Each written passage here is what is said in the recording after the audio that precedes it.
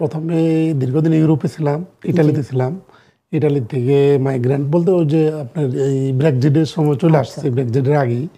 তো এখানে আসার পরে এ টাঙ্গাইলের বিভিন্ন লোকজনের সাথে এখানে পরিচয় হয়েছে।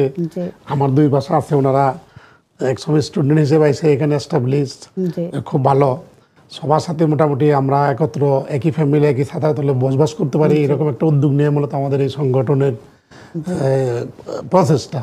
এবং হাঁটি হাঁটি পাপা করে দীর্ঘদিন আমাদের এই সংগঠনটা আমরা ক্যারি করতেছি। জি, তো ইনশাল্লাহ আরও মানে আমরা আমাদের জেনারেশনকে এই টাঙ্গাইল সমিতির মাধ্যমে একে অপরের সাথে পরিচয় করে আমরা আমাদের বাচ্চাদের ইসলামিক কালচার, জি। সাহিত্য, কৃষ্টি এগুলোর সাথে সম্পৃক্ত করে ভবিষ্যৎ প্রজন্মকে আমাদের দেশের সাথে একটা সেতুবন্ধন তৈরি করব, এই উদ্দেশ্য নিয়ে মূলত আমাদের সংগঠনের সৃষ্টি।